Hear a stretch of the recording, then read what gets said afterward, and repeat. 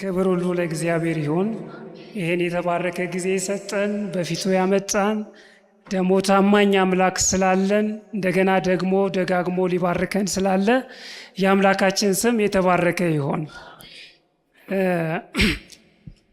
እኔንም እግዚአብሔር ረድቶኝ በፊታችሁ ስለቆምኩ እግዚአብሔር አምላኬን አመሰግነዋለሁ። እንግዲህ ይቅር የተባልኩ የተማርኩ ጸጋው የበዛልኝ ሰው ነኝ። በፊታችሁ የቆምኩት ከኔ የሆነ ምንም ነገር አይኖርም፣ እንዲኖርም አልፈልግም። እግዚአብሔር በጸጋው ሸፍኖኝ ለጸለያችሁ ለእናንተ ድምፁን ለመስማት ወደፊቱ ለቀረባችሁ ለእናንተ እግዚአብሔር እንዲናገር ለእኔም ለራሳችሁም እየጸለይን የእግዚአብሔርን ቃል እንሰማለን። መግቢያ ጥቅሳችንን ደግሜ ያስታውሳችሁና ከዛ ርዕስ ብዬ ያሰብኩትንም ነግሬያችሁ ጸሎት አድርገን ቀጥታ ወደ ቃሉ እንሄዳለን። መግቢያ ጥቅሳችን ማቴዎስ ምዕራፍ 5 ቁጥር 6 ላይ ነው። ጽድቅን የሚራቡና የሚጠሙ ብፁዓን ናቸው፣ ምን ይላሉ? ይጠግባሉና።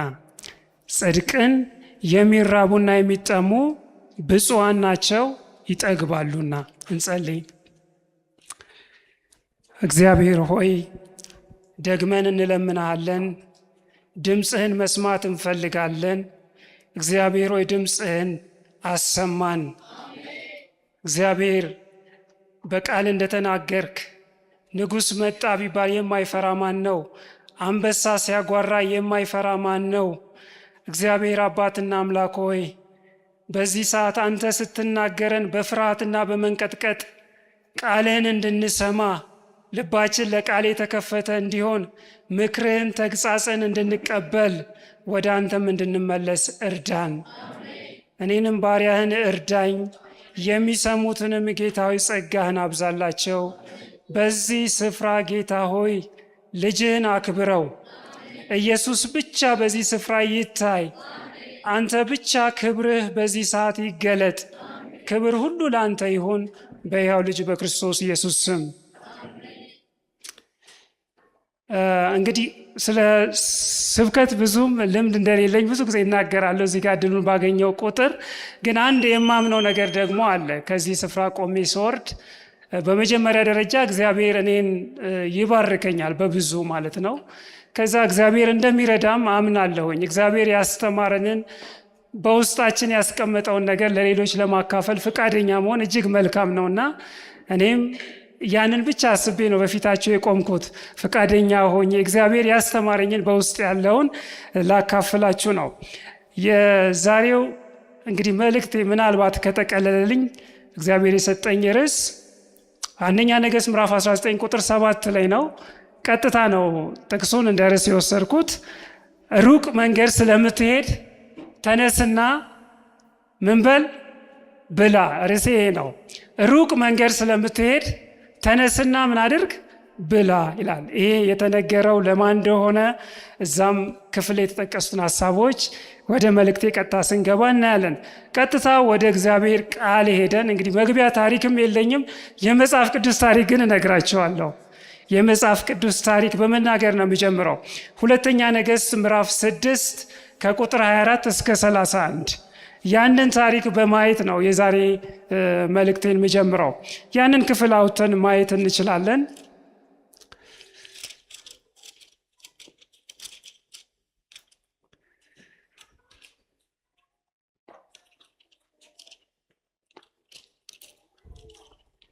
ሁለተኛ ነገሥት ምዕራፍ 6 ከቁጥር 24 እስከ 31 አነበዋለሁ።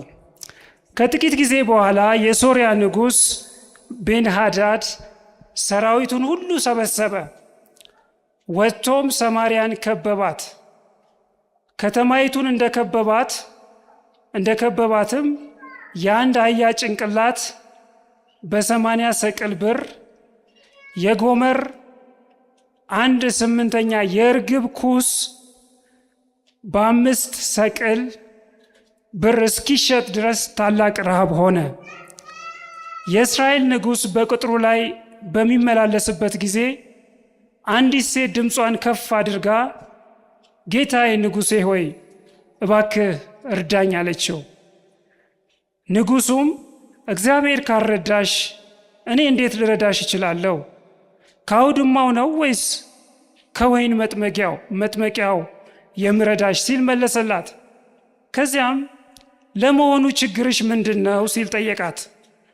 እርሷም እንዲህ ስትል መለሰችለት፣ ይህች ሴት ዛሬ እንድንበላው ልጅሽን አምጪው፣ ነገ ደግሞ የእኔን ልጅ እንበላዋለን አለች። ስለዚህ ልጄን ቀቅለን በላ ነው። በማግስቱም እንድንበላው ልጅሽን አምጪው አልኳት፣ እርሷ ግን ደበቀችው። ንጉሡም ሴቲቱ ያለችውን ሲሰማ ልብሱን ቀደደ። በቅጥሩ ላይ በሚመላለስበትም ጊዜ በውስጡ ማቅ መልበሱን ሕዝቡ ሁሉ አየ። ንጉሡም የሳፋጥ ልጅ የኤልያስ ራስ ዛሬ በአንገቱ ላይ ካደረ እግዚአብሔር ይህን ያደርግብኝ፣ ከዚህም የባሰ ያምጣብኝ ብሎ ዛተ ይላል። እንግዲህ በዚህ ክፍል ላይ የምናየው የረሃብ ታሪክ ነው። በጣም አሰቃቂ የረሃብ ታሪክ። ስትሰሙት ራሱ ይዘገናል። ምናልባት አላውቅም፣ በእኛ ዘመን እንደዚህ አይነት ረሃብ ተከስቶ አይተ እንደሆነ አላውቅም። በኢትዮጵያ ውስጥም ምናልባት በአባቶቻችን ዘመን ወይም አንዳንዶቻችን ሕፃን በነበርንበት ጊዜ ስለ ረሃብ አስከፊነት ሰምተናል። ረሃብ እጅግ አስከፊ ነገር ነው። በዚህ ክፍል ላይ የዛ መገለጫ የሆነውን ነው የምናየው። በእስራኤል ታሪክ የሆነውን በመጀመሪያ ሰማርያ ተከበበች ይላል። ሰማርያ ተከበበች በሶርያ ንጉሥ። ከዛ ታላቅ ረሃብ ሆነ። ከዛ የማይበላ እርኩስ የሆነ ነገር እስከሚበላ ድረስ ረሃቡ የጸና ሆነ ይላል። እንግዲህ አስቡት፣ እስራኤላውያኖች በጣም ቅዱስ ናቸው። ዛሬ ምናልባት በዘመናችን የማይበላ ነገር የሚበሉ የተለያየ እንሰማለን። ግን በእስራኤላውያን ታሪክ እጅግ የአመጋገብ ስርዓታቸው እግዚአብሔር ሰጥቷቸዋልና በዚህ ስፍራ ላይ የተጠቀሰው ነገር እስራኤላውያን የተመረጠ ሕዝብ ከመሆናቸው አንጻር የተነገረው ቃል ለጆሮ ራሱ ይሰቀጥጣል። አንደኛ ምን በሉ ይላል? የአህያ ጭንቅላት በውድ ዋጋ ለዛው። ሁለተኛ የእርግብ ምን ኩስ ይላል። ይህም በጣም የራቡን ጽናት የሚገድል ነው። ይሄ ብቻ አይደለም። በጣም አሰቃቂው ነገር ደግሞ እንግዲህ ምናልባት ተረት ቢሆን ጥሩ ነበር፣ ያልሆነ ነገር ግን ምን ይላል? በዚህ ስፍራ ላይ ይቺ ሴት መታ የተናገረችው ቃል የራቡን ጽናት የሚገልጥ ነው። እናት ምን አደረገች ይላል? ልጄን እንግዲህ ተስማምተው አስቡ፣ ዛሬ ያንቺን እንበላለን፣ ነገ ደግሞ የኔን እንበላለን።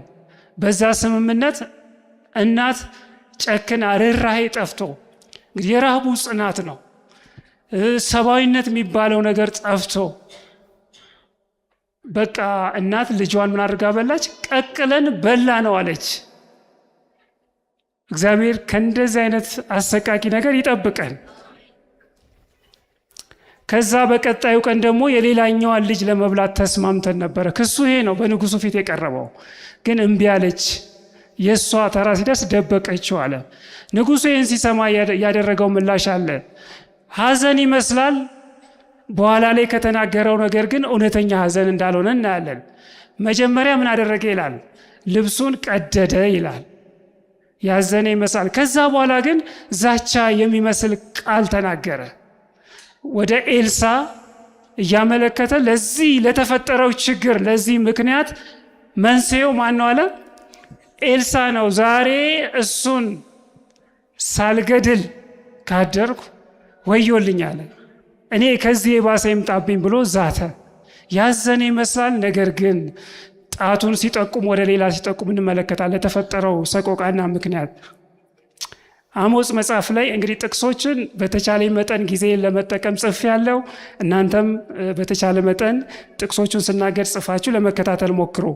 አሞጽ መጽሐፍ ምዕራፍ 8 ቁጥር 11 እስከ 12 እንደዚህ ይላል። ብዙ ጊዜ የምናነበው ጥቅስ ነው። አሞጽ 8 11 እስከ 12 ጌታ እግዚአብሔር እንደዚህ ይላል፣ በምድር ላይ ራብን የምሰድበት ዘመን ይመጣል።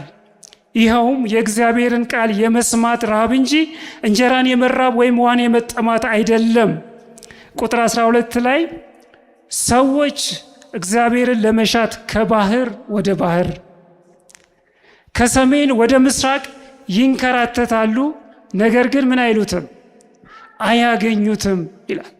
በምድር ላይ ረሃብን የምሰድበት ጊዜ ይመጣል።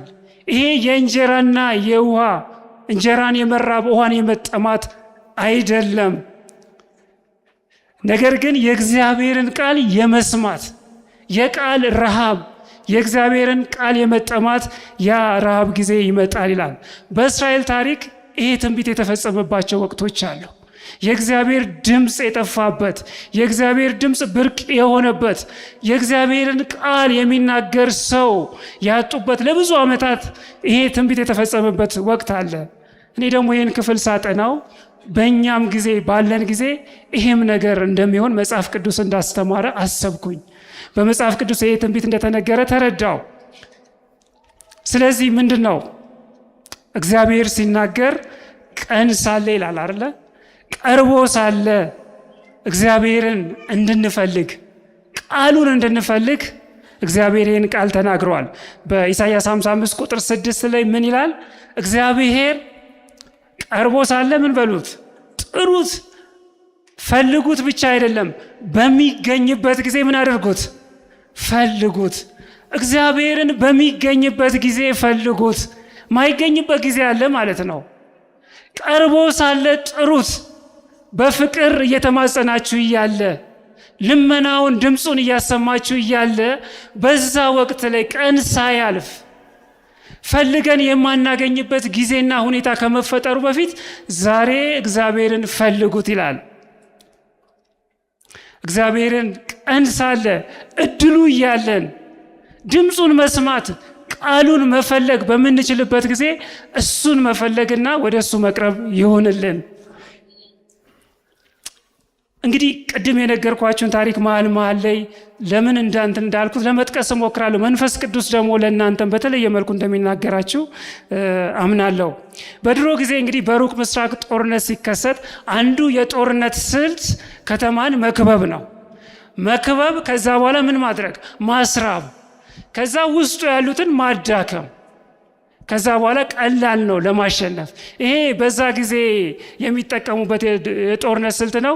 በመጽሐፍ ቅዱሳችን ላይ ብዙ ጊዜ ይሄ አይነት የጦርነት እንትኖች አይተናል።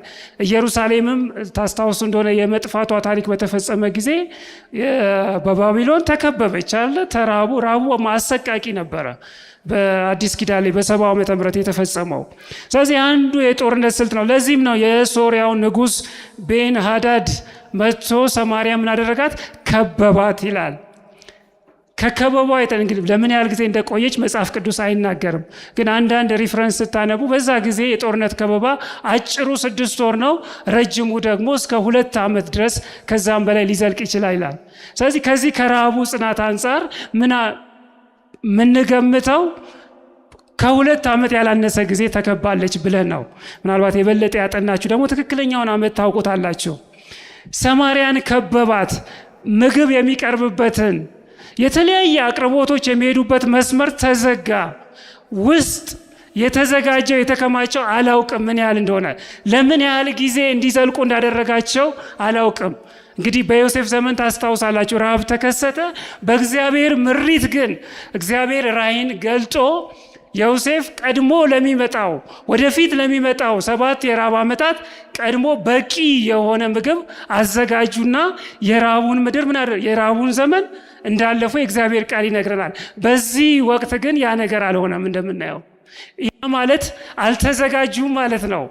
በቂ ክምችት በከተማ ውስጥ ህዝቡን የሚመግብ የዚህን የራብ ዘመን ጸንተው እንዲያልፉ የሚያደርግ ዝግጅት አልነበረም። ስለዚህ ከከበባው የተነሳ ተራቡና ወደ አሰቃቂ ነገር ሊሸጋገሩ እንደቻሉ መጽሐፍ ቅዱስ ይነግረናል። ስለዚህ የመጀመሪያው ነጥቤ ሰማርያ እንደተከበበች ዛሬም ሰይጣን እኛን የእግዚአብሔርን ልጆች የእግዚአብሔርን ቃል እንዳንመገብ የእግዚአብሔርን ቃል ቀን ሳለ ተጠምተን እንዳንጠጣ እንዳንበላ ይህንን ስትራቴጂ ዛሬም ሰይጣን ይጠቀማል። ሰይጣን በተለያየ በዚህ የጦርነት ስልት መሰረት በተለያየ መልኩ ከበባ ያደርግብናል። ህይወታችንን እንመልከት። የእግዚአብሔርን ቃል ዳዊት ሲናገር በቀንና በማታ ቃልህን ህግን ምን አደርገዋለሁ? አሰላስለዋለሁ ይላል አይደለ? ምስጉን ነው አለ አይደለ? ህጉን በቀንና በሌሊት ምን የሚያደርግ የሚያሰላስል በወንዞች ዳር በውሃዎች ዳር በምንጮች ዳር እንደተተከለ ዛፍ ነው። ፍሬዋን ሁል ጊዜ እንደምትሰጥ ቅጠሎቿ ደግሞ ምን እንደማይሉ እንደማይረግፍ ሁል ጊዜ አረንጓዴ ሆነው እንደሚቆዩ። እስቲ ህይወታችሁን ተመልከቱ። እንደዛ ናችሁ? የእግዚአብሔርን ቃል በቀንና በሌሊት ህጉን ለማሰላሰል ጊዜ አለን ወይስ በተለያየ ነገር ተከበናል? የሶሪያ ሰራዊት የሰማርያን እንደከበበ ዛሬም እኔ የሚታየኝ የራሴንም ህይወት ስመለከት ቤተ ክርስቲያንን ስመለከት የብዙ ችግሮቻችን መንስኤውም ለብዙ ችግሮቻችን መፍትሄውም የእግዚአብሔር ቃል ጋር የተገናኘ ነው ብዬ አስባለሁ፣ አምናለሁኝ። ሰይጣን ያንን ያውቃል። የእግዚአብሔርን ቃል የታጠቅንለት የእግዚአብሔር ቃል ልባችን የሞላለት በእግዚአብሔር ቃል ታጥቀን የወጣን ቀን ሰይጣን እንደማያሸንፈን ምንም ነገር ማድረግ እንደማይችል ያውቃል። ስለዚህ እየሰራ ያለው እያደረገ ያለው እኛን በተለያየ መልኩ መክበብ ነው። ይህንን ቃል እንዳንመገብ በተለያየ መልኩ በዘመናችን ክርስቲያኖች የእግዚአብሔር ልጆች ተከበናል። ህይወታችሁን ማየት ትችላላችሁ። ምናልባት አንዳንዶቻችንን በስራ ብዛት ይሆናል የከበበን። በስራ ብዛት ስራ መልካም ነው። ሰነፍ እንድንሆን እግዚአብሔር አልጠራንም። ግን የእግዚአብሔርን ቃል ማጥናት እስከሚያቅተን ድረስ፣ መጸለይ እስከሚያቅተን ድረስ፣ ህብረት ማድረግ እስኪያቅተን ድረስ ባተሌነት ቢዚ ነኝ፣ በቃ አልችልም። የጸሎት ፕሮግራም ይጠራል። በቤተ ክርስቲያን ብዙ ድምጾች ይሰማሉ። ኑ እንጸልይ ይባላል። ግን ጥሩ ምክንያት አለን የእግዚአብሔርን ቃል ላለመስማት፣ ከወገኖች ጋር አብረን ላለመጸለይ ምክንያቶች አሉን። ስራ ይሄ ጣቴን ወደ እናንተ ብቻ እየጠቆምኩ አይደለም፣ በእኔም ህይወት ያለ ከበባ ነው። ይሄንን ከበባ እግዚአብሔር ከሁላችንም ላይ ይስበረው። ለቃሉ ጊዜ እንድንሰጥ ቃሉን መጠማት እንዲሆንልን በመጽሐፍ ቅዱሳችን ላይ ፈርዖን ይህንን ስልት ተጠቅሟል። የዘጸአት ምዕራፍ 5 ቁጥር 6 እስከ 9 ሄዳችሁ ማየት ትችላላችሁ። ዘጸአት 5 ከቁጥር 6 እስከ 9 ላይ ያገለግሉኝ ዘንድ ህዝቤን ልቀቅ አለ። ሙሴ መጣ ፈርዖንን አይደለ? የመጀመሪያውን ድምፅ ሰምቶ ያገለግሉኝ ዘንድ ለኔ መስዋዕት ያቀርቡ ዘንድ ህዝቤን ልቀቅ ይላል እግዚአብሔር አለ። ፈርዖን ይህንን ሰማና ያደረገውን በዛ ክፍል ሄዳችሁ እዩት። እናንተ ምን አለ? ስራ ፈቶች ስራ ጨምሩባቸው አለ። ይሄ መስዋዕት ምናምን የሚሉት ይሄ እግዚአብሔርን እናገልግል የሚሉት እግዚአብሔር ተናገረን የሚሉት የስራ መፍታት ምልክት ነው ብሎ ስራውን አከበደባቸው ይላል። ያንን ጡብ ሲሰሩ በፊት ጭድና አንዳንድ አቅርቦት ነበረ። አትስጧቸው አለ። አሁን ቢዚ አድርጓቸው አለ። ይሄ አእምሯቸው እናገለግላለን፣ ቃሉን እንሰማለን፣ እንሰዋለን፣ እንሄዳለን የሚለውን ማሰብ እስከማይችሉ ድረስ አስጨንቋቸው ይላል። የእስራኤልን ህዝቦች በባርነት አንደኛው በዛው ጠፍሮ እንዲያዙ ያደረገው አንዱ የፈርዖን ስልት የነበረው ስራ ማብዛት ነበረ። ዛሬ ይሄ ፈተና በእኛ ላይ ያለ አይመስላችሁ? ሰይጣን እንደዛ እያደረገ አይመስላችሁ? ብዙ አያለው የራሴንም የሰዎች በብዙ እንደው አስፈላጊ ልበለው አስፈላጊና አጣዳፊ በሆነ ነገር ተይዘናል። ለእኛ በጣም አስፈላጊ ነው እንላለን። ለቤተሰባችን አስፈላጊ ነው። እንዴ ካልሰራንማ ልትሉኝ ትችላላችሁ። ምን እያልከን ነው ኃይሉ? እንኳን ሳንሰራ ሰርተንም ልትሉኝ ትችላላችሁ። ግን የሰይጣንን ዓላማና ስትራቴጂውን ልንነቃበት ያስፈልጋል። ጳውሎስ ምን አለ? አንስተውም አለ አይደለ? የሱን ተንኮል የሱን ማሳሳቻ አንስተውም አለ።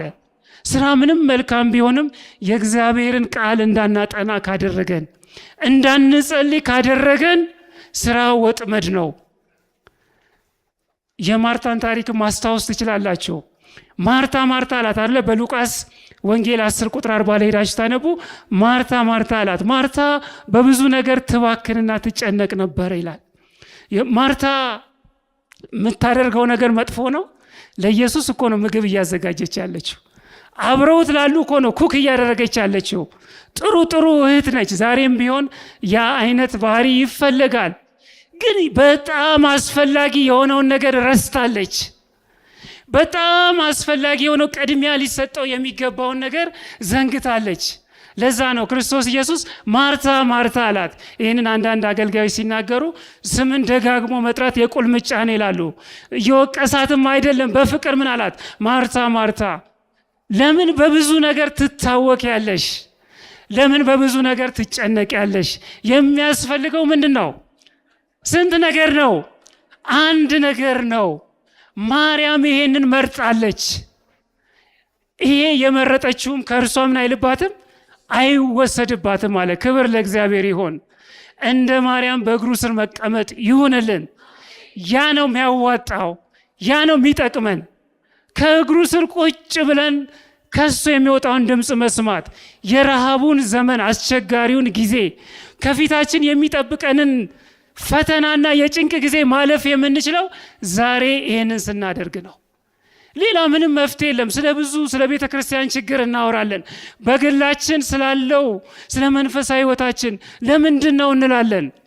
ብዙ ችግሮችን በቤተ ክርስቲያንም የተበላሹ ነገሮችን እናያለን። መፍትሄው አንድ ነገር ነው። የእግዚአብሔር ቃል የሚነግረን ወደ ቃሉ እንምጣ። ከእግዚአብሔር ቃል ጋር ጊዜ እንውሰድ። አብረን እንዋል፣ እናንብበው፣ እንስማው፣ እናሰላስለው በልባችን እስኪጻፍ ድረስ። ቃልህን በልቤ ሰወርኩት እስካለ ድረስ። ዳዊት ይህንን ያደረገው በማሰላሰል ነው። ስለዚህ እግዚአብሔር ይህንን የተከበብንበትን በስራ ምክንያት ያልነውን እግዚአብሔር እንዲሰብርልን ይህን የጠላት የጦር ስልት ጠንቅቀን ነቅተን ልንጠባበቅ ያስፈልጋል። ኢየሱስ እንደዚህ ይላል፣ ምናልባት በስራ ለምንባክን፣ በጣም በስራ ለተወጠርን ኑና ምን በሉ ይላል፣ ጥቂት እረፉ። ለምን? ደቀ መዛሙርቱን ነው ይሄን ቃል ባይዘው የተናገራቸው። አገልግሎት ነው የሚያገለግሉት፣ ግን ኳይት ታይም ያስፈልጋል። የጸጥታ ጊዜ ያስፈልጋል። የማሰላሰል ጊዜ ያስፈልጋል። እኛና እግዚአብሔር ብቻችንን ሆነን ከእግዚአብሔር ጋር በዛ ጓዳችን፣ በዚያ በጸሎት ስፍራችን ላይ እግዚአብሔር እኛን ይፈልጋል። ስለዚህ በዛ እንዳንባክን እግዚአብሔር ክርስቶስ ኢየሱስ ለደቀ መዛሙርቱ እንዳለ ኑና ጥቂት ረፉ፣ የሚያስፈልገው አንድ ነገር ነው ይላል። ልክ ማርያምን እንዳላት አስቀድማችሁ የእግዚአብሔርን መንግስት ጽድቁን ምን በሉ እሹ፣ ሌላ ሁሉ ይጨመርላቸዋል። ሌሎቻችንን ምናልባት የከበበን በሶሻል ሚዲያ ይሆናል። ቴክኖሎጂ የሚባል አለ ከበባ። ደግሞ አሁን በዘመናችን የቴክኖሎጂ ከበባ እኔም እየተፈተንኩበት እየታገልኩበት ያለ ነገር ነው። ግን ዛሬ እግዚአብሔር የሚናገረን ይሄንን ከበባ ጥሰን እንድንወጣ ነው። ይሄንን የሚናገረን በሶሻል ሚዲያው ፌስቡኩ በሉ፣ ቲክቶኩ በሉ፣ ዜናው በሉ፣ ዩቲዩቡ በሉ፣ አንዱን ስታልፉ ሌላ ሩሲያው ዩክሬን ይላል፣ ኔቶ ይላል፣ ዜና የምትወዱትን ቲክቶኩ ላይ አንዱን ስታልፉ ሌላ የሚያዝናና። ፈተናው ከባድ ነው። ቀና ስትሉ ብዙ ሰዓት አልፏል፣ 2 ሰዓት አልፏል፣ እኩለ ሌሊት ሄደዋል፣ ጊዜያችን ተወስደዋል። ከዛ በኋላ ቃሉን ለማሰላሰል ለመጸለይ ጥማቱ ራቡ ከውስጣችን ይወጣል። ሌሎቻችንን ምናልባት በኢንተርቴንመንት ይሆናል የከበበን። ሁላችንም ራሳችንን እንይ። ዛሬ በዘመናችን ፉትቦል የሚባል ነገር አለ። ምናልባት አርሰናል፣ ሊቨርፑል፣ ማንቼ ይሄ የየቀኑ ሙዚቃ ነው። በየጠዋቱ ይሄ ምን ልበለው የጠዋት ቅዳሴ እንደሚባል አለ አይደል? ስራ ቦታ ስገባ ሎከር ዩኒፎርማችንን ቀይረን ነው የምንገባውና ይሄንን አርሰናል ማንቸስተር እንትን ምትሉትን ነገር ሳልሰማ በቃ እሰማለሁ። አስተያየትም ለመስጠትም አልችልም። ከዛ እንግዲህ የለውበትም። እኔ እየወቀስኳቸው አይደለም። ሁሉም በመጠን ይሁን ይላል የእግዚአብሔር ቃል። ዓላማው ይወስነዋል። ግን በዚህም የተከበብን ካለን እግዚአብሔር ያስጠነቅቀናል። ለፉትቦል ለኳስ የምንሰጠውን ሰዓት ቅድም ሰንበት ትምህርታችን ላይ አንስተነዋል። 1 ሰዓት ተኩል ተጨማሪ ሰዓት፣ ቀጣይ ግማሽ ፍጻሜ፣ የዋንጫው እየተባለ ጊዜያችን ወንድሜ ቅድም አንድ ወንድሜ አንስቶታል። ስብከት ሲሆን ግን አለ 40 ደቂቃ ካለፈች አረ ይሄ ነገር አይቆምም እንዴ 50 አረ 1 ሰዓት ሆነ 1 ሰዓት ተኩል። ፊልሙን ስናየው ሌላውን እኛ የምንወደውን ስናየው ፓርት 1 ፓርት 2 አረ በጉጉት አይደለ። ለእግዚአብሔር ቃልስ ይሄ አንዱ የሰይጣን ከበባ ነው። እንግዲህ አንዳንዶቻችንን በተለያየ መንገድ ከቦናል። በቤተሰብ ጫና፣ በትዳር፣ በልጆች። አንዳንዶቻችንን በቸልተኝነት እንዲሁ በግድ የለሽነት ቃሉን ባታነብ ችግር የለም፣ ቃሉን ሳታነብ ሳትበላ ሳትጠጣ ክርስቲያን መሆን ትችላለህ በሚል ቸልተኝነትና ግድ የለሽነት ሰይጣን ከቦናል።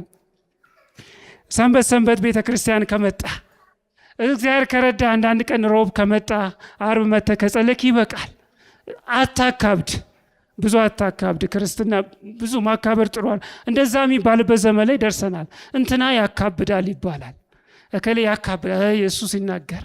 እንዴ የእግዚአብሔርን ቃል ካላካበድን የሰማይ መንግስት የሆነውን የዘላለም የህይወት ቃል የሆነውን ይህንን ካላካበድን ምን ልናካብድ ነው?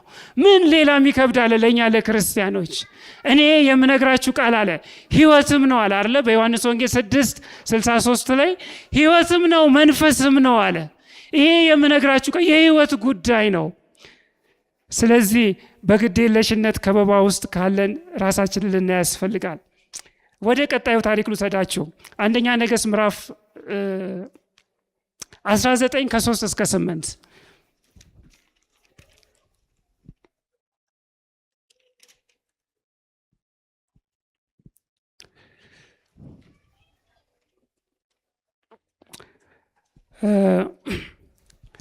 አንደኛ ነገሥት ምዕራፍ 19 ላይ የምታውቁት ታሪክ ነው። በቀርሜሎስ ተራራ ላይ ኤልያስ ከእግዚአብሔር ጋር ተወራረደ፣ እሳት ወረደ፣ የቤል ነቢያት ተሸነፉ። ከዛ በኋላ ንጉሥ አካብ ተመለሰ። የረሃቡ ዘመን አበቃ፣ ዝናብ ዘነበ፣ እግዚአብሔር እንደ ተስፋ ቃሉ። ኤልዛቤት ግን ዛተችበት ይላል። ዛተችበት፣ ልክ ቅድም እንዳየነው ታሪክ ዛተችበት። ዛሬ ባልገድለው አለች። ዛሬ ከነዚህ ከገደላቸው እንዳንዱ ባላደርገው አለች። እንግዲህ ኤልያስም ሰው ነበር የሚለው ነገር ተገለጠ አይደለ? ኤልያስም እንደኛ ሰው ነበር። እሳት ከሰማይ ያወርዷል በጸሎት በአንዲት ቃል አይደለ? እግዚአብሔር ሆይ ስምህን አክብረው ብሎ ስምህን ጠርቶ በዛ ተራራ ላይ እሳት ያወረደው ነቢይ አሁን ምን ሆነ? ፈራ ይላል የእግዚአብሔር ቃል ሲናገር። ፈርቶ የእሷን ዛቻ ፈርቶ ሮጠ ይላል። ህይወቱን ለማትረፍ ሸሸ። ኤልያስም እንደኛ ምን ነበር? ሰው ነበር። ደከመ ይላል። አንዳንድ ጊዜ እኔማ እንደ እንትን አልሆንም፣ ኧረ እንደነሱማ አልሆንም፣ እንደ ከሌ አልሆንም። መጽሐፍ ቅዱስ ላይ ያሉ ለምሳሌ ነው የተጻፉልን አይደለ? ይህን የሚያህሉ ምስክሮች እንደ ደመና የከበቡን ለእኛ ምሳሌ ነው።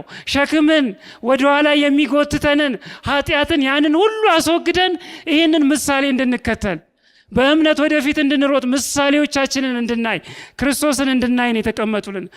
ኤልያስም ደከመ ይላል። ከዛ በኋላ ታሪኩን ስታዩ በአንዲት ክትክታ ዛፍ ስር ተኛ ይላል። ከዛ በኋላ ምን አለ?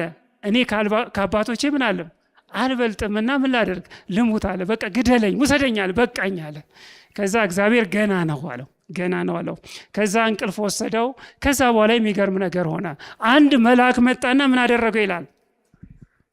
ጎኑን ነክቶ ቀሰቀሰው ይላል። ከዛ በኋላ ምን አለው?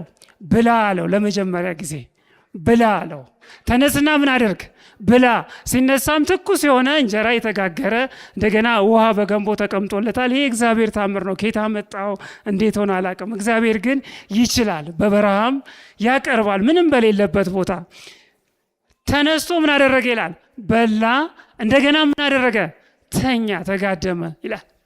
ከዛ በኋላ የእግዚአብሔር መልአክ እንደገና መጥቶ ቁጥር 7 ላይ የእግዚአብሔር መልአክ እንደገና መጥቶ ነካ አደረገው ይላል። ጎኑን ነካ አደረገው፣ ቀሰቀሰው። ምን አለው? ሩቅ መንገድ ስለምትሄድ ተነስና ምን አደርግ? ብላ። ሩቅ መንገድ ስለምትሄድ ተነስና ምን አደርግ? ብላ ይላል። እንግዲህ በዚህ ክፍል ውስጥ እግዚአብሔር የሚለን ከፊታችን ሩቅ መንገድ አለ፣ ከፊታችን በረሃ አለ፣ ከፊታችን የፈተና ጊዜ አለ፣ ከፊታችን የጭንቅ ጊዜ አለ፣ የጨለማ ጊዜ አለ። ማንም ሊሰራበት የማይችል አሁን የምንሆነውን መሆን የማንችልበት ጊዜ አለ። ያንን ጊዜ ማለፍ የምንችለው ስንበላ ነው። ዛሬ ተነስተ ምን አደርግ? ብላ። ተነስና ብላ። እንደገናም ብላ። የምትሄድበት መንገድ ምንድን ነው? ሩቅ ነው። በቃሉ ካለ ቃሉ ካልሆነ በስተቀር ማለፍ የማንችለው ጊዜ ደርሷል። ይሄ ጊዜ አሁንም ነው፣ እየጨመረም ይሄዳል። ያለ እግዚአብሔር ቃል ልናልፍ የማንችለው ጊዜ አለ። የፈተና ጊዜ አለ። ስለዚህ ወንድሜ፣ እህቴ፣ ወገኖች፣ የእግዚአብሔር ልጆች እግዚአብሔር የሚለን ዛሬ የምናገረውን ነገር ሁሉ ብትረሱ፣ ምናልባት እንቅልፋችሁ መቶ ከዚህ በኋላም ብትተኙ ይሄንን አትርሱ። እግዚአብሔር ተናገር ያለኝ ይሄንን ነው። የምትሄድበት መንገድ ሩቅ ነውና ተነስና ብላ። የተኛ ወንድሜ፣ በተለያየ ነገር የተከበብክ ወንድሜ፣ ለቃሉ ጊዜ ያጣህ ወንድሜ፣ እግዚአብሔር ይልሃል የምትሄድበት መንገድ ምንድን ነው? ሩቅ ነውና ተነስና ቃሉን ብላ። ለእግዚአብሔር ቃል ጊዜ ስጥ፣ አንብበው፣ አሰላስለው፣ ቃሉን ታጠቀው ይላል። ኢያሱ ምዕራፍ 1 ቁጥር 11 ላይ ምን አለ? ዮርዳኖስን ከመሻገራቸው በፊት ያንን የተስፋውን ከነዓን ከመውረሳችሁ በፊት ተነሱ፣ ስንቃችሁ ምን አድርጎ አዘጋጁ አለ። ኢያሱ 1:11 ላይ ታገኙታላችሁ። ስንቃችሁን አዘጋጁ፣ እግዚአብሔር ተስፋ የገባላችሁ ከነዓንን ልትወርሱ ነው። ይህንን ከነዓን እንወርሳለን። ከዛ በፊት ግን ምን አድርጎ? ስንቃችሁን አዘጋጁ። እንግዲህ የኤልያስን ጎን መልአኩ ነካ አድርጎ ተነስና ብላ እንዳለ እኔ አምናለሁ። ይኸው መልአክ መጥቶ ጎናችሁን አይነካም። እግዚአብሔር በእኔ ድምፅ እየተናገራችሁ ነው። ማን ያውቃል? በእኔ ድምፅ እየተናገራችሁ ነው። ጎናችሁን ነካ እያደረገ ወንድሜ፣ እህቴ፣ በተለያየ ሁኔታ ውስጥ ተከበ ያለ ተነስና ምን አድርግ? ብላ። ረሃብ የሚሆንበት ጊዜ ይመጣል። አስጨናቂ ጊዜ ይመጣል። የዛ ጊዜ ላይ ስንቅ ካላዘጋጀ፣ አሁን የዝግጅት ማንነት ከሌለ ያንን ጊዜ ማለፍ አትችለው፣ ማለፍ አትችዩም። ስለዚህ እህቴም ተነስተሽ ቢላል። ከዛ በኋላ ቁጥር 8 ላይ ምን ይላል? ስለዚህም ተነስቶ በላ ጠጣም፣ በምግቡ ብርታት አግኝቶ ወደ እግዚአብሔር ተራራ ወደ ኮሬብ ተራራ እስከሚደርስ ድረስ 40 ቀንና ሌሊት ምን አደረገ? ተጓዘ። የት እስከሚደርስ ድረስ? ወደ እግዚአብሔር ምን ተራራ? ወደ እግዚአብሔር ተራራ በሉ። ወደ እግዚአብሔር ተራራ፣ ወደ እግዚአብሔር ተራራ እስከሚደርስ ድረስ 40 ቀንና 40 ሌሊት በዛ በበላው በዛ በታጠቀው በሰነቀው ስንቅ ተበረታቶ ወደ እግዚአብሔር ተራራ ደረሰ። እዛ ተራራ ላይ የሆነውን ነገር ቀጥላችሁ አንብቡት። እግዚአብሔር ተገለጠለት፣ በእግዚአብሔር ፊት ቆመ ይላል። የእግዚአብሔርን ድምፅ ሰማ። እግዚአብሔር ሲቀባው ሂድና እከሌ ነቢይን ቀባው፣ እከሌ ንጉሱን ቀባው፣ ኤልሳን ቀባው እያለ ሚሽን ሲሰጠው እናያለን። ስለዚህ ዛሬም እግዚአብሔር ኤልያስ 40 ቀንና ሌሊት ወደ እግዚአብሔር ተራራ እስኪደርስ ድረስ እንደተጓዘ እኛም ጉዟችን ወዴት ነው? ወደ እግዚአብሔር ተራራ፣ ወደ ጽዮን ከተማ፣ ወደ በጉ እራት፣ ፊት ለፊት የእግዚአብሔርን ድምፅ የምንሰማበት፣ ፊት ለፊት እግዚአብሔር ባልተሸፈነ ክብሩ የምናይበት ወደዚያ ተራራ እየተጓዝን ነው። ያ ጊዜ ደግሞ ቅርብ ነው። ያ ጊዜ ቅርብ ነው። እኔ ስላልኳቸው አይደለም፣ ትንቢት ይናገራል፣ የእግዚአብሔር ቃል ይናገራል። ሙሽራው ሊመጣ ነው። ወደ ጽዮን ተራራ ልንደርስ ነው። እግዚአብሔርን ፊት ለፊት ልናየው ነው። እስከዛ ጊዜ ድረስ ግን ምን ይላል የእግዚአብሔር ቃል? ተነስና ብላ፣ ቀን ሳለ ብላ። ከፊት ለፊት 40 ቀን አለ። የኛ ቀናት ምን ያህል እንደሆነ አላውቅም። ቅርብ እንደሆነ ግን እናውቃለን። አስቸጋሪ ጊዜ፣ ነገሮች ሁሉ ወደ እየተጠቀለሉ እንዳለ እናውቃለን። እግዚአብሔር ድምፁን ያሰማናል። ተነስተን እንብላ። ቀን ሳለ መጽሐፍ ቅዱሳችንን እናንብብ። መጽሐፍ ቅዱሳችንን እናሰላስል። ቃሉን እናሰላስል። በቀንም በሌሊትም ሕጉን እናሰላስል። ሰንበት ትምህርት እያለ የየቀን ምግብ እግዚአብሔር የሰጠን እድል ነው። እንደዚሁ የሚቀጥል አይምሰላችሁ። እንደዚሁ አይቀጥልም። የሆነ ጊዜ አናገኘውም። በየሳምንቱ እየመጣን ከ3:30 እስከ 4 ሰዓት የእግዚአብሔር ቃል ይነገራል፣ ዲስከስ ይደረጋል። በጣም ቸልተኛ ነን አብዛኛዎቻችን በዚህ ጉዳይ። ቤታችን አናጠናም። እሺ እሱ ቀርቶ ያጠኑ ሰዎች አንዳንድ ጊዜ ለማስተማር ተዘጋጅተው ሰው የለም። ይሄ እድል ነው፣ እየቀለድንበት ያለ እድል። ሰንበት ትምህርት ስለ እግዚአብሔር ቃል ነው፣ ሌላ ምንም ጉዳይ የለም። ብዙ እድሎች ተመቻችተውልናል። የሞኙና የጠቢቡን ምሳሌ ማቴዎስ 7 ከ24 እስከ 27 ሄዳችሁ አንብቡ። ሉቃስ 6 46 49 ላይም ሄዳችሁ እዩት። ቃሌን ሰምቶ የሚያደርግ ይላል። እንግዲህ መብላት ማለት መስማት ብቻ አይደለም አይደለ? ምግብ በላን የሚባለው ስናኝከው ነው፣ ስንጎርሰው ነው አይደለም። ገብቶ ሲስማማን አይደለ? ሲዋሃድ ከሰውነታችን ጋር የሚያስፈልገውን ጥቅም ጉልበት ሲሰጠን ነው። ቃሌን ሰምቶ የሚያደርግ ቃሌን የሚበላ ማለት ነው።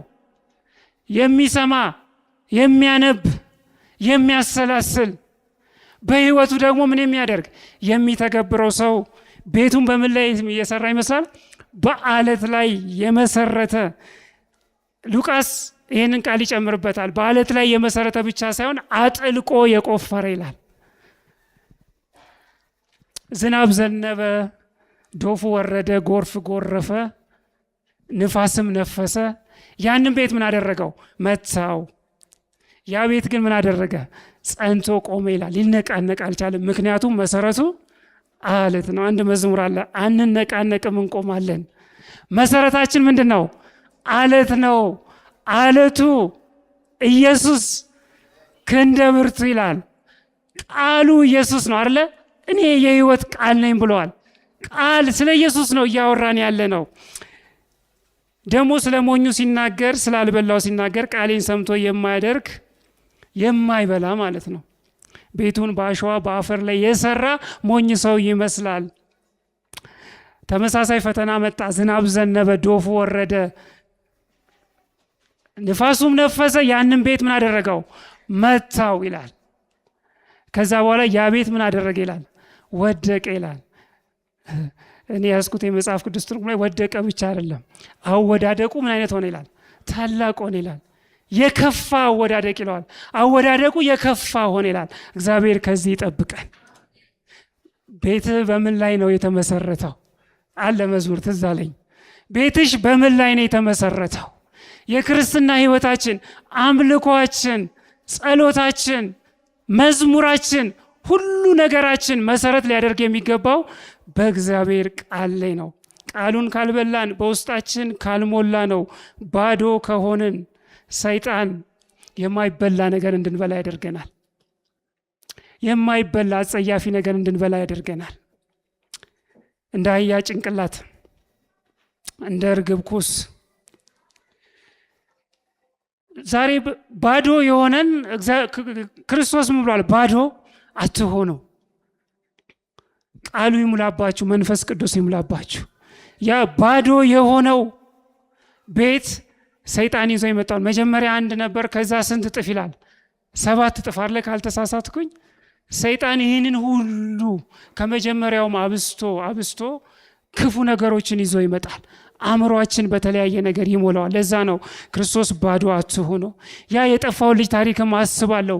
በሉቃስ ወንጌል ምዕራፍ 15 ቁጥር 16 ላይ በአባቱ ቤት ብዙ ምግብ ተትረፍርፎ እያለ ግን በቃኝ አለ፣ ልሂድ አለ፣ ሄደ። በምድሪቱ ላይ ምን ሆነ? ረሃብ ሆነ ይላል። ከዛ ሊበላ የተመኘውን ነገር ሲገልጥ ከረሃቡ ጽናት የተነሳ ምን ሊበላ ተመኘ ይላል? ከሚጠብቃቸው የአሳማን ምግብ ሊበላ ተመኘ ይላል ውስጡ። እንግዲህ ረሃብ የሚያደርገውን ነገር ነው ምነግራችሁ። የእግዚአብሔር ቃል ውስጣችን ካልሞላ፣ የእግዚአብሔርን ቃል ዛሬ ተጠማጥመን በቃ ካልበላ ነው ካልጠጣ ነው ውስጣችን በዚህ ቃል ካልታጠቅን ሰይጣን በሌላ አጸያፊ ነገር ይሞላል። ማይበላ ነገርን እንመኛለን። ማይታይ ነገርን ማየት እንመኛለን። ማይኬድ ቦታ መሄድ እንመኛለን። ነፍሳችንን የማያረካ ለውስጣችን እርካታ የማይሰጥ እንጀራ ያልሆነ ነገር ጊዜያችንን፣ ገንዘባችንን ለመጨረስ በማይሆን ነገር ውስጣችንን ለማርካት እንሄዳለን። ቃሉን ያልበላ ሰው ብዙ ነው ምልክቱ። ቃል ውስጣችሁ ካልሞላ ይታያል።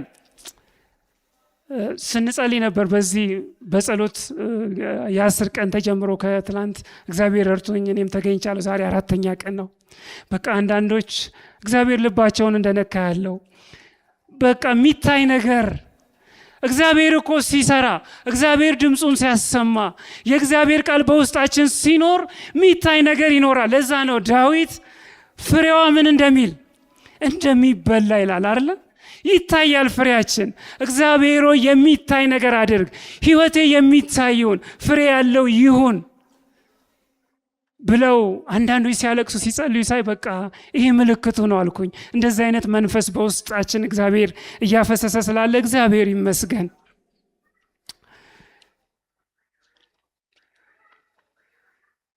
ከዛ የመጨረሻው ክፍል ላይ ንጉሱ ምን አደረገ ይላል።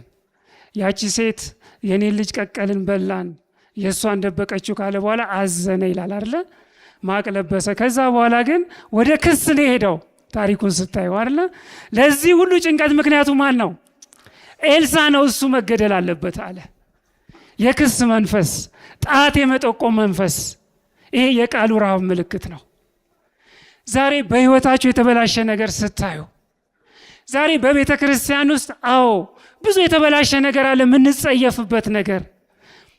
ያንን ነገር ስታዩ ምንድን ነው የምታደርጉት? መሪዎች ናቸው፣ እከሌ ነው፣ ፓስተሩ ነው፣ ለዚህ ሁሉ ምክንያቱ እከሌ ነው አለ። ይሄ መንፈስ አይደለ? በኢየሱስ ስም የተወገደ ይሁን። ለዛ አልተጠራንም። ይሄ የረሃብ ምልክት ነው። ቃሉ ውስጣችን ካልሞላ ጣት ነው የምንጠቁመው ለምናየው ችግር፣ ለተበላሹ ነገር። ቤተ ክርስቲያን፣ መሪዎቹ፣ ሀገር ላይም ዛሬ ብዙ ሰቆቃ እናያለን አለ። ቅድም በጸሎት ተነስቷል። ብዙ ደም መፍሰስ፣ አሁን ካለውም የማይተናነስ ሰዎች ይሞታሉ በተለያየ መንገድ። ብዙ ጭካኔዎችን፣ ሰብአዊነት የጠፋበትን ነገር እናያለን። ለዚህ ሁሉ ግን ምክንያቱ ማንን ነው የምናደርገው? እግዚአብሔር የሚፈልገው የሚያዝኑ፣ የሚያለቅሱ፣ የሚጸልዩ፣ ማረን ማረን የሚሉ ሰዎችን ነው። ሕዝቅኤል ምዕራፍ 9 ከቁጥር 4 ላይ ለመልአኩ እንደዚህ ይለዋል። ወደ ኢየሩሳሌም ከተማ ምን አድርግ? ሂድ። ወደ ኢየሩሳሌም ከተማ ሂድ። በከተማው የሚያዝኑ የሚያለቅሱ ሰዎች ላይ ምልክትን አድርግ። በከተማዋ ስላለው እርኩሰት፣ በውስጧ ስለተሰራው ጸያፍ ነገር፣ ስለዛ ነገር የሚያዝኑ የሚያለቅሱ የሚጸልዩ ላይ ምን አድርግ? ምልክት አድርግባቸው። የእግዚአብሔር ቃል ውስጣችን ሲሞላ ያንን ነው የምናደርገው። ዛሬ ብዙ የሚያሳዝን ነገር አለ። እውነት ነው። አሁን ተደጋግሞ እየተባለ ነው በጸሎትም በቃ ሰልችቶናል። ተመሳሳይ ህይወት ሰልችቶናል። ለውጥ እንፈልጋለን። መንፈስ ቅዱስን እንፈልጋለን። ሚታይ ነገር እንፈልጋለን። ልክ የእግዚአብሔር ቃል እንዳለ የእግዚአብሔር ክንዶይ ምን አድርግ? ተነስ፣ ክንድህን እንይ። ማታ ስንማር ነበረ። እግዚአብሔር የተአምር አምላክ ነው። ተአምር አልቀረም።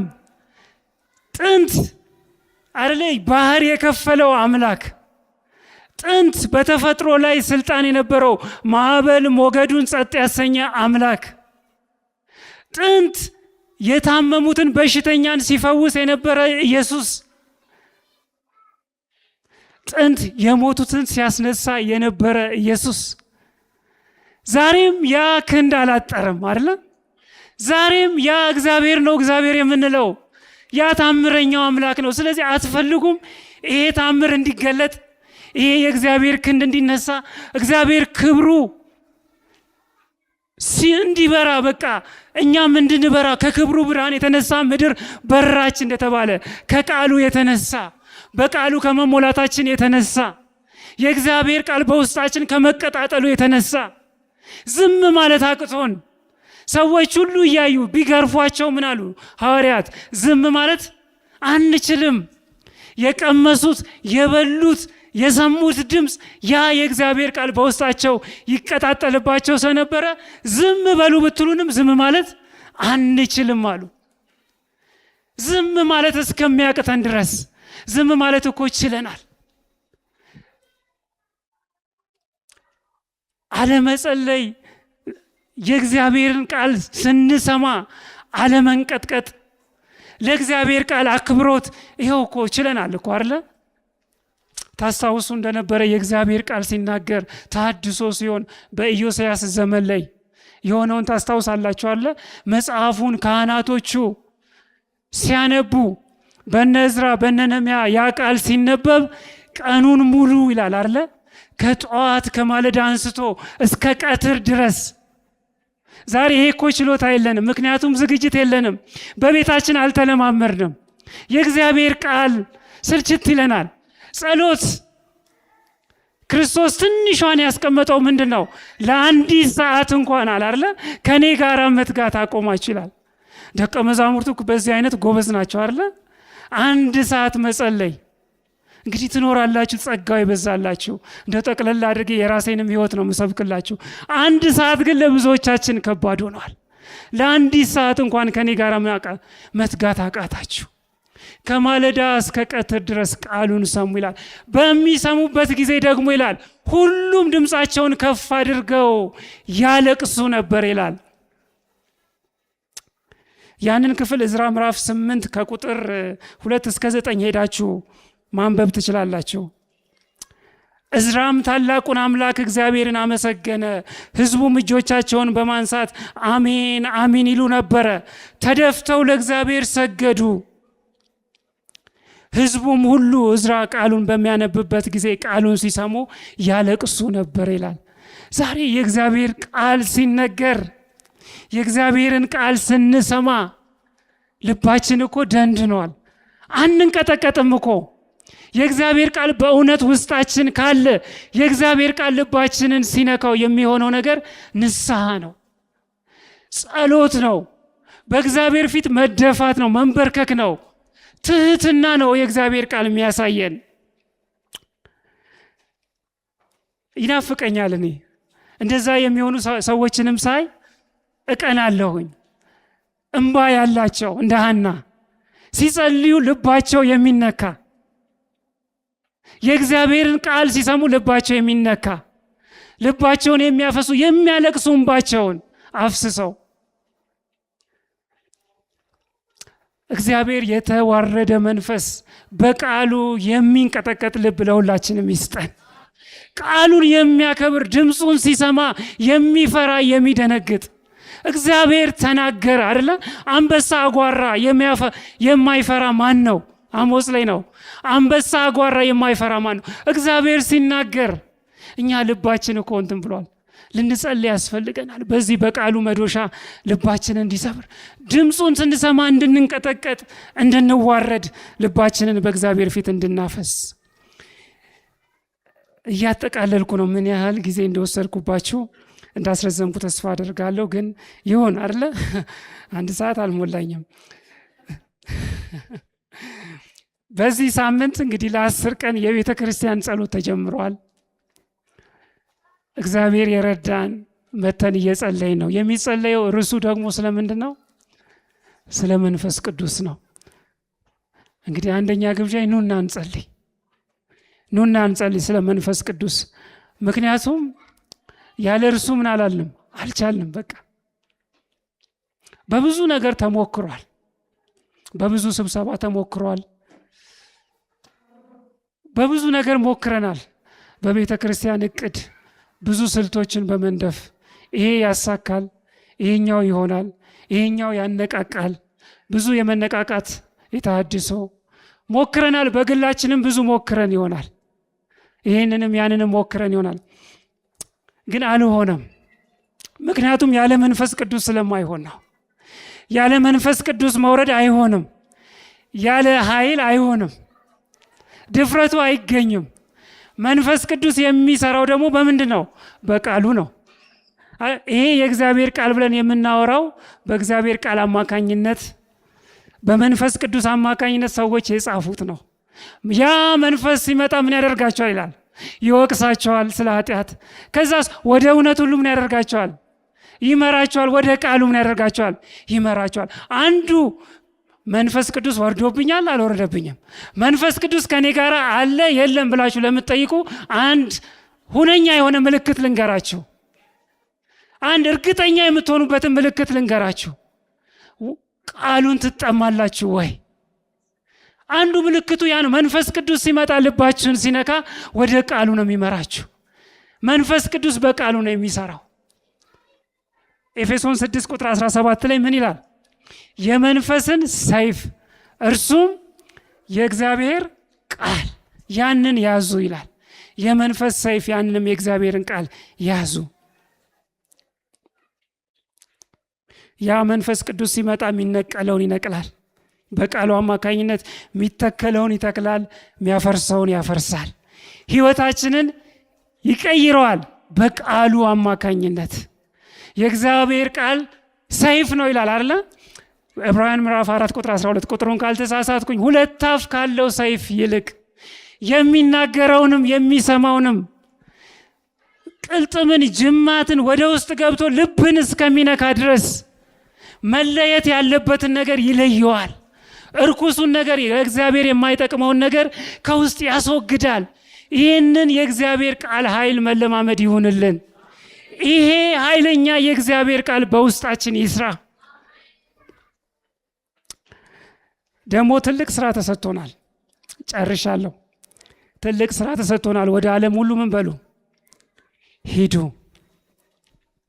ወንጌልን ምን አድርጉ?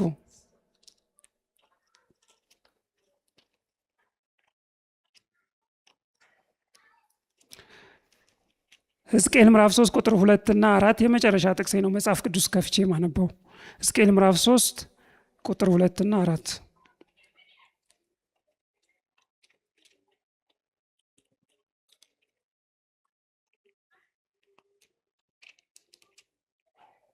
ሕዝቅኤል ምዕራፍ 3 ከቁጥር 1 ጀምሮ ላንብብላችሁ። እርሱም የሰው ልጅ ሆይ በፊት ያለውን ምን አድርግ? ይህንን ጥቅልል መጽሐፍ ምን አድርግ? ብላ። ይህንን ጥቅልል መጽሐፍ አንስተ ብላ። ከዛ በኋላ ሄደ ለማ ትናገራለህ? ለእስራኤል ልጆች ትናገራለህ። ስለዚህ አፌን ከፈትኩኝ፣ መጽሐፉን ምን አደረገኝ? አጎረሰኝ። እርሱም የሰው ልጅ ሆይ እኔ የምሰጥ ይህንን ጥቅል መጽሐፍ ምን አድርግ? ብላ። 3ኛ ጊዜ ደግሞ እየተናገረ ነው። ሲጀምርም ብላ አለው፣ እንደገናም ብላ አለው። አፌን ከፈትኩ፣ አጎረሰኝ። አሁንም ብላ አለኝ። ሆድን ምን አድርግ? ሙላ። እኔም በላው። አፉ ቃሉ በአፌ ላይ እንደ ማር ምን አደረገኝ? ጣፈጠኝ። የእግዚአብሔር ቃል ይሄንን ቴስት አድርጋችሁታል? እንደው አንዳንዴ እውነት ነው ቀምሰን እናውቃለን። ቀምሰነዋል እኮ ልባችን የተነካበት ጊዜ ብዙ ጊዜ አለ። ይሄንን ቃል በላሁት፣ ብላ አለኝ። ከዛ በኋላ ሄደ። ቢሰሙም ባይሰሙም ይሄንን የእግዚአብሔር ቃል ምን አድርግ? ንገራቸው፣ ተናገር። ይሄ ጥሪ ለኛ ነው። የተሰጠን ስራ ይሄ ነው። ይስማ አይስማ የእናንተ ስራ አይደለም። ልቡ ተቀይሮ ጌታን ተቀበለ አልተቀበለ የእናንተ ጉዳይ አይደለም። ይሄ የመንፈስ ቅዱስ ስራ ነው። ልብን መንካት፣ ልብን መለወጥ፣ ልብን ሰብሮ ወደ እግዚአብሔር ማምጣት፣ ለእግዚአብሔር እንዲገዛ የማድረግ ስራ የመንፈስ ቅዱስ ስራ ነው። የእኛ ስራ ግን ምን አድርግ ነው? ብላ። ሆድን ምን አድርግ? ሙላ። ከዛ በኋላ ሄደ ምን አድርግ? ተናገር። ሆዳችን ሳይሞላ ምን ልንናገር ነው? ወገኖች አሁንም ስለ መንፈስ ቅዱስ ስንጸልይ ይሄንንም አብረን እንድናስብ እፈልጋለሁኝ። ዛሬ አቢጊያ አለች አይደል? 400 ወታደር ወደ እሷ ተርበው ሲመጡ በምን ፍጥነት ይሁን አላቅም፣ ለ400 ለተራቡ ወታደሮች ምግብ አዘጋጅታ መሀል ላይ ጥፋት ከመምጣቱ በፊት አይደለ የማኦን ወረዳ ህዝቦች ወንዶች ሁሉ ይለቁ ብሎ ዳዊት ተናግሮ ነበረ። ያ ጥፋት ከመምጣቱ በፊት አቢጊያ ይሄንን ቃል በሰማ ዳዊት እየመጣ ነው። አስቡ፣ ፈረሰኛ ጎራዴ ወታደር ይዘው እየመጡ ነው። አቢጊያ ሰማች። በፍጥነት ለዚህ ሁሉ ሰው የሚሆን ምግብ አዘጋጅታ መሀል ላይ ሚት አደረገች። ከጥፋት አዳነቻቸው፣ ምግብ ሰጠቻቸው። ዛሬ እግዚአብሔር ሰዎችን ቢያመጣ ወደ ህይወታችን፣ እግዚአብሔር እንደው ይህንን አካባቢ ቢሰጠን ተዘጋጅተናል ወይ? ቃሉን ለመመገብ ሆዳችን ሞልቷል ወይ? የምንናገረው ነገር አለን ወይ? ስራ ተሰጥቶናል። ስለዚህ ዛሬ እግዚአብሔር ሆዳችሁን ሙሉ ይላል። ስለዚህ በመጨረሻ ጸሎቴ ይሄ ነው፣ ለእናንተም ለእኔም። ዳዊት በመዝሙረ ዳዊት ላይ እንደተናገረ 63 ቁጥር 1 ላይ አቤቱ በደረቅ ምድረ በዳ ይላል ነፍሴ አንተን ምን አደረገች? ተጠማች። ስጋዬ አንተን እንዴት ናፈቀች። እግዚአብሔርን መናፈቅ መጠማት ይሆንልን። ቃሉን መራብ መጠማት ይሆንልን። ዋላ የውሃ ነፍሴ አንተን ምን አደረገች? ዳዊት የእውነቱን ያለው። እኛ ብዙ ጊዜ ጥቅስ ነው የምንጠቅሰው። ይህንን ዳዊት ነፍሴ አንተን ተጠማች። መቼ ነው አምላኬ ጋር የምደርሰው? መቼ ነው ቃሉ ጋር የምደርሰው? መቼ ነው የምንበረከከው? መቼ ነው ፊቱን የማየው? መቼ ነው ከቃሉ ነፍሴን የማጠግበው እያልኩ ነፍሴ አንተን ተጠማች ናፈቀች ይላል። እንደዚህ አይነት ጥማት እንደዚህ አይነት ረሃብ እግዚአብሔር በውስጣችን ያፍስስ። መግቢያ ጥቅሳችን ምንድን ነው የሚለው? ጽድቅን የሚራቡና የሚጠሙ ብፁዓን ናቸው ምክንያቱም ይጠግባሉ ይላል። ለሚራብ የተስፋ ቃል ተሰጥቷል። ለሚጠማ የተስፋ ቃል ተሰጥቷል። ስለዚህ ይህንን ጥማት በውስጣችን ኖሮ ቃሉን በልተን ጠግበን ከዛ ደግሞ ለሌሎችም መናገር ከውስጣችን ያለውን ይህንን ፍቅር ለሌሎች ማካፈል እንድንችል ጌታ ጸጋውን ያብዛልን።